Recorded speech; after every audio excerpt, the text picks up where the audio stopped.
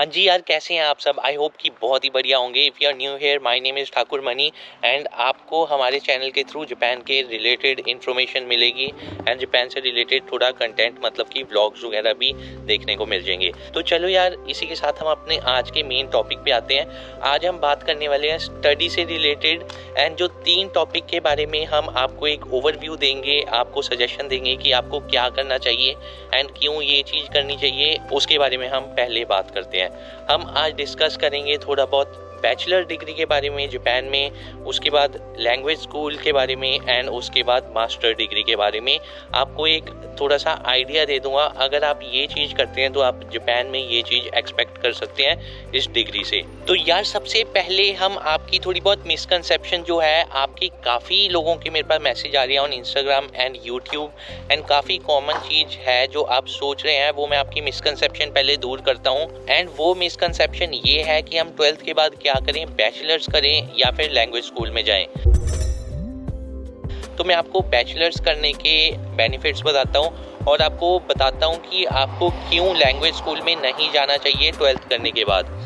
तो in my case, मैं 12th करने के बाद अपना जापान से बैचलर्स करने आया था एंड काफ़ी लोगों को ये लगता है कि जो हमारी बैचलर डिग्री है जापान से, वो बस जापानीज़ में होगी। तो ये एकदम गलत है। आपको कई ऐसे कॉलेजेस मिल जाएंगे, कई ऐसी यूनिवर्सिटीज़ मिल जाएंगी जापान में जहाँ पर इंटरनेशनल स्टूडेंट्स पढ़ रहे हैं एंड वहाँ के जो आपका बैचलर का कोर्स है वो इंग्लिश में वो आपको ऑफर करते हैं। एंड उसके साथ एक अच्छी बात ये है कि वो आपको जापानीज़ भी साथ में सिखाएंगे एंड आपको जापानीज़ सीखने का एंड उसके जब टेस्ट वगैरह देंगे, जापानीज़ की क्लास पास करने के अलग से मार्क्स मिलेंगे जो कि आपकी बैचलर्स की डिग्री में ऐड होंगे। सो अगर आप सोच रहे हैं कि हम लैंग्वेज स्कूल करें या फिर बैचलर्स करें, तो मैं आपको रिकमेंड करूंगा कि आप बैचलर्स करें। इसका एक और बड़ा रीज़न ये है कि जब आप कोई जॉब वगैरह अप्लाई करेंगे इन फ्यूचर, तो आपकी जो बेसिक रिक्वायरमेंट होगी वो आपसे मांगेंगे कि आपके पास कोई बैचलर्स डिग्री होनी चाहिए। तो इसलिए बैचलर डिग्री बहुत ज़्यादा इंपॉर्टेंट है, बिकॉज अगर आप स्टार्टिंग में लैंग्वेज स्कूल में आते हैं तो आपके 2 साल तो वेस्ट होंगे। उसके बाद आपको दोबारा से अलग से बैचलर्स के पैसे देने पड़ेंगे। एंड यार, अगर आप कोई जापान के इंस्टीट्यूशन में या फिर जापान में आप स्टडी करना चाहते हैं, तो हमने इससे रिलेटेड एक वीडियो बनाई है, उसका लिंक हम डिस्क्रिप्शन में डाल देंगे। उसका टॉपिक था how to come to Japan. तो वो अगर आप जानना चाहते हैं डिटेल्ड प्रोसेस, तो आप वो वाली वीडियो देख सकते हैं। डिस्क्रिप्शन से लिंक चेक कर लेना। ये वाली वीडियो देखने के बाद वो आप वीडियो चेक कर सकते हैं। तो यार, ये था हमारा मेन ओवरव्यू कि आप 12th के बाद क्या कर सकते हैं, लैंग्वेज स्कूल या फिर बैचलर, जिसमें से मैं आपको 100% रिकमेंड करूंगा कि आप जापान से बैचलर्स डिग्री वगैरह करें। एंड उसके बाद हमारे माइंड में जो बात आएगी वो ये आएगी कि अगर मैं बैचलर डिग्री कर लेता हूँ तो उसके बाद मेरे को जॉब मिल सकती है कि नहीं। तो most of the companies in Japan वो हायर करती हैं बैचलर्स के बाद स्टूडेंट्स को। मास्टर्स के बाद थोड़ा बहुत जॉब वगैरह मिलनी स्टूडेंट्स को मुश्किल हो जाती है, इंटरनेशनल स्टूडेंट्स को। उसका रीज़न भी मैं डिस्कस करूँगा। बट जिन स्टूडेंट्स ने बैचलर्स करी होती है उनको जापानीज़ कंपनीज जो हैं वो ज़्यादा हायर करती हैं। एंड अगर आप बैचलर्स करने की जापान से सोच रहे हैं तो अपनी रिसर्च अच्छे से करना। अगर मैं अपनी बात करूं तो मैंने भी जापान से बैचलर्स करी थी एंड जिस यूनिवर्सिटी से मैंने बैचलर करी थी, वहाँ से बैचलर करने का एक मेन रीज़न ये था कि वहाँ का जो प्लेसमेंट रिकॉर्ड था, वहाँ का 96% बच्चे जो वहाँ पर स्टडी करते थे उनको उस यूनिवर्सिटी के थ्रू प्लेसमेंट मिल जाती थी। सो ये बहुत इम्पोर्टेंट रीज़न था कि मैंने जापान से एक यूनिवर्सिटी सिलेक्ट करी जिससे मैंने बैचलर्स करी। इसके अलावा बैचलर्स में आपने कौन सी डिग्री करनी है वो आप अपने इंटरेस्ट के हिसाब से करें। मैंने जापान से BBA करी थी, बैचलर ऑफ बिजनेस एडमिनिस्ट्रेशन। तो जिस चीज़ में आपको इंटरेस्ट है या जिस चीज़ में आपको लगता है कि आपका फ्यूचर अच्छा होगा, अगर आपका माइंडसेट अभी नहीं बना कि आपने क्या चीज़ करनी है, तो ये देखो कि जिस चीज़ में आपका फ्यूचर अच्छा होगा वो चीज़ आप स्टडी करें तो आपके लिए बहुत बढ़िया रहेगा। इसके बाद हम आते हैं अपने नेक्स्ट पार्ट पे। बैचलर्स करने के बाद अगर आप सोच रहे हैं कि हम बाहर से मतलब कि जापान से मास्टर्स वगैरह करें एंड उसके बाद हमें जॉब मिलेगी कि नहीं, इस चीज़ के बारे में हम डिस्कस करते हैं। अब तो यार अगर आप मास्टर्स करने के बारे में सोच रहे हैं तो most of the Japanese university वहाँ पर ऑप्शन होता है कि आप मास्टर्स जो है अपनी इंग्लिश में कर सकते हैं। एंड मोस्ट ऑफ द जो जापानीज़ यूनिवर्सिटी हैं वो बेसिक आपको जापानीज़ वगैरह सिखाएंगी मास्टर्स में, बट वो बस सर्वाइवल लेवल जापानीज़ होएगी। एंड मास्टर करते टाइम जो मेरी इंटरेक्शन हुई है जिन्होंने मास्टर्स करी है वो यही बताते हैं यार कि बहुत ज़्यादा हेक्टिक होता है। आप मास्टर्स करने के साथ साथ जापानीज़ सीखना बहुत मुश्किल है। आप सर्वाइवल लेवल जापानीज़ सीख लेंगे, मतलब कि जो normally day to day life में आपके फ्रेज यूज़ होंगे, जो वर्ड्स यूज़ होंगे वो सीख लेंगे, बट उसके बाद सीखना बहुत मुश्किल होता है। एंड समझ लो आपने जापान से मास्टर्स कर ली इंग्लिश में, तो बहुत ही कम ऐसे स्टूडेंट्स होते हैं मास्टर्स के जिनको जापान में जॉब मिल जाती है, because most of the Japanese company उनकी बेसिक रिक्वायरमेंट रहती है कि आपको जापानीज़ आती हो। एंड अगर आपको जापानीज़ नहीं आती होगी तो बहुत ज़्यादा चांसेस है कि आपको जॉब वगैरह नहीं मिलेगी। तो मैं आपको रिकमेंड करूँगा कि अगर आप मास्टर्स करने के बारे में सोच रहे हैं बैचलर्स के बाद, तो ये वाला आइडिया अपना ड्रॉप कर दो। मैं आपको रिकमेंड करूँगा कि अगर आपने बैचलर्स इंडिया से करी है या फिर किसी और कंट्री से करी है, उसके बाद आप अपनी जापानीज़ सीखें या फिर जापानीज़ लैंग्वेज स्कूल में आ जाएं। तो यार मैं आपको ये भी बताता हूँ कि किस सिचुएशन में आपके लिए मास्टर स्कूल्स में जाना बढ़िया रहेगा। सपोज़ कि आपने बैचलर्स करी, आप सोच रहे हैं कि यार मेरे को जॉब नहीं मिली, but let me do one thing कि मैं अपनी मास्टर्स की डिग्री करता हूँ, उसके बाद दोबारा अपनी जॉब सर्च करूँगा and in the mean time जो मेरे स्किल्स हैं मैं उनको भी इम्प्रूव करूँगा। ऐसे केस में आपके लिए मास्टर्स करना बहुत ही ज़्यादा बेनिफिशियल रहेगा। एंड इसके साथ आते हैं हम अपने लास्ट पार्ट पे, जो कि है जापानीज़ लैंग्वेज स्कूल का एंड किस किस सिचुएशन में आपके लिए बेस्ट रहेगा जापानीज़ लैंग्वेज स्कूल में आने का एंड किस सिचुएशन में आपको जापानीज़ लैंग्वेज स्कूल नहीं चूज़ करना चाहिए। तो यार जैसे मैंने आपको वीडियो के स्टार्टिंग में बताया कि आप अगर 12th पास आउट कर चुके हैं उसके बाद आपको जापानीज़ लैंग्वेज स्कूल के बारे में नहीं सोचना चाहिए अनटिल एंड अनलेस आपका कोई स्पेसिफिक रीज़न होए।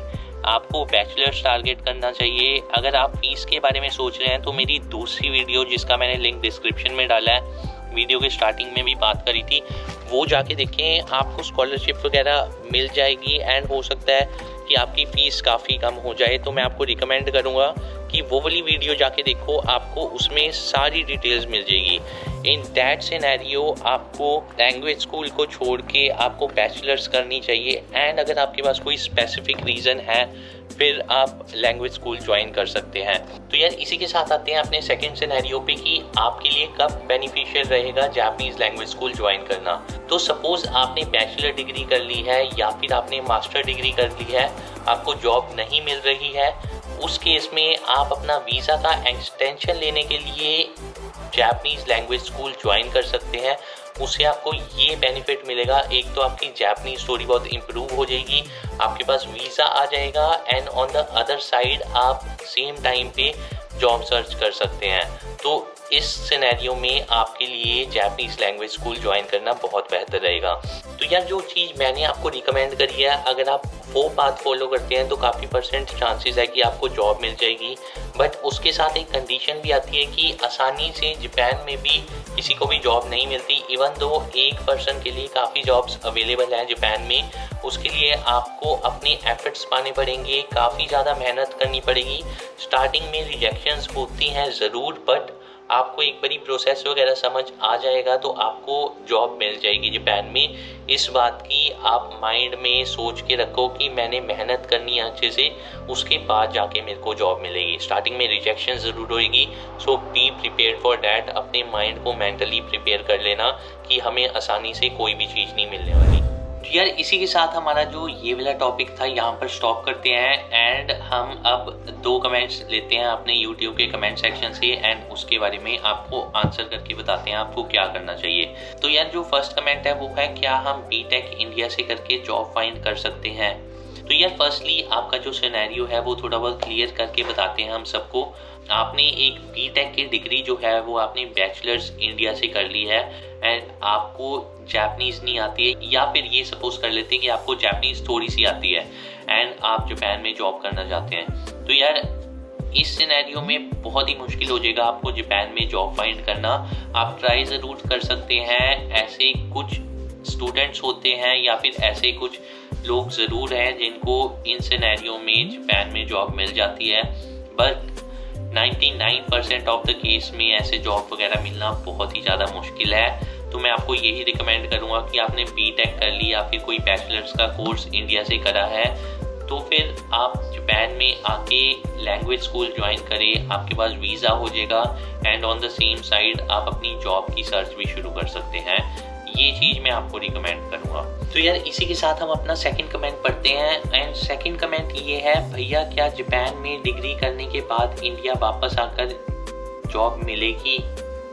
प्लीज़ इस बारे में थोड़ा बता दीजिए as I want to know study in Japan and return to India after graduation.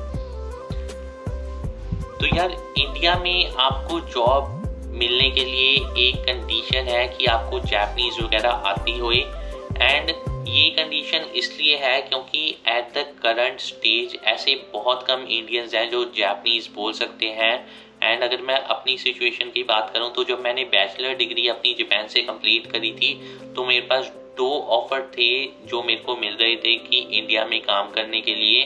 तो इंडिया में बहुत ज़्यादा डिमांड है जापानीज स्पीकर की जो इंडियन होए, तो आप सोच सकते हैं कि आपको जॉब तो मिल जाएगी बट उसके लिए आपको काफ़ी एफर्ट्स वगैरह पाने पड़ेंगे, अपनी सर्च वगैरह प्रॉपरली करनी पड़ेगी एज़ कम्पेयर टू अगर आप जापान से बैचलर्स कर रहे हैं, जापान में जॉब ढूंढ रहे हैं तो आपको थोड़ी मुश्किल ज़रूर आएगी। बट अगर सेम सिचुएशन हम कंपेयर करें इंडिया के लिए, आपने जापान से बैचलर्स करके आपको जापानीज़ आती है, आपके पास कोई जापानीज़ लैंग्वेज प्रोफिशिएंसी टेस्ट मतलब N1, N2, N3 मिनिमम आपको N1 या N2 आपके पास सर्टिफिकेशन है एंड उसके बाद आप इंडिया में जॉब अप्लाई करने के बारे में सोच रहे हैं तो आपकी जॉब सर्च काफ़ी आसान हो जाएगी एंड 60 to 70% चांसेस हैं कि आपको जॉब इंडिया में मिल जाएगी आराम से। जैसे कि मैंने आपको बताया कि मेरे को भी जॉब ऑफर आए थे 2 इंडिया में काम करने के लिए, उनकी सैलरी थी अराउंड 50 to 60,000 स्टार्टिंग सैलरी थी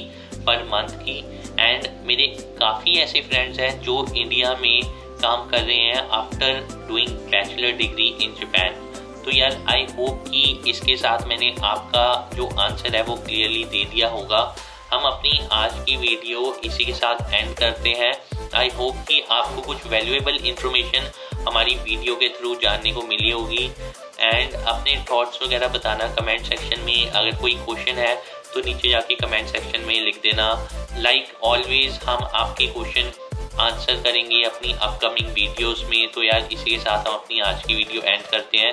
thank you for watching the video guys. अगर आपने यहाँ तक देख ली तो लाइक ज़रूर कर देना एंड सब्सक्राइब करके ज़रूर जाना। Thank you for watching the video guys. I will see you guys in the next video. Till then, bye and have a nice